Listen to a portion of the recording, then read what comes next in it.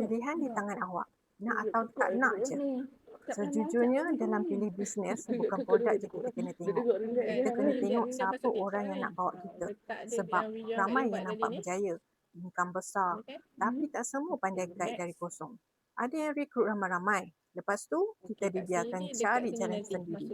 Dan ada juga yang belum nampak luar biasa. Tapi sungguh-sungguh pegang tangan kita. Ajar satu-satu sampai faham. Saya sendiri belajar dan mengajar. Cuba, ulang sampai boleh. Step by step. Bukan terus pandai. Sebab saya faham, orang yang baru mula memang perlukan guidance yang jelas. Tapi satu benda ni penting. Walaupun ada leader yang guide, dia tetap akan berbalik pada kita. Nakkah kita ubah hidup jadi lebih baik? Sanggup tak kita belajar benda baru? Nak tak kita ambil tindakan? Kalau semua ini ada, insyaAllah hasil tu akan datang sekarang. Semua dah ada depan mata awak, peluang, sistem, guidance. Akhirnya semua bergantung pada awak.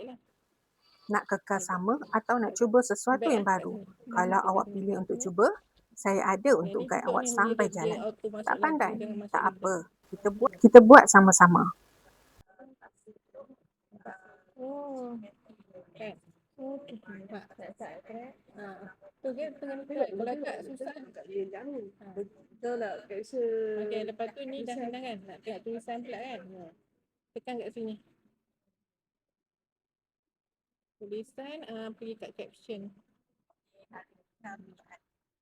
Dia kena slide sikit lah, dia ada kena nampak caption tu. Tekan sini. So dia akan auto sebut. Kita kena pilih bahasa Melayu lah. Nampak ni? Nampak ni? Dia dah ni. Tapi kita kena check dia punya betul tak ayat-ayat dia ni. Kadang-kadang dia capture ejaan salah kan. Kita boleh betulkan lah. Kita kena betulkan type kat situ. Type kat situ. Lepas tu dah sudah ni, okey. Back balik nak tengok lah kan. Back balik kat sini. Tu nampak dia dah ni kan.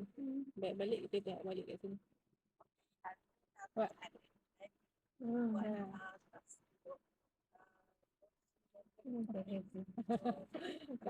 So dah sudah tu baru kita next lah, next.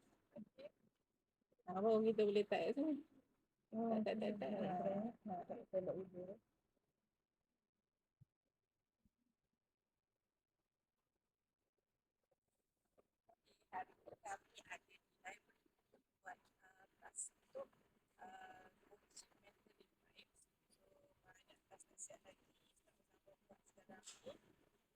Tak.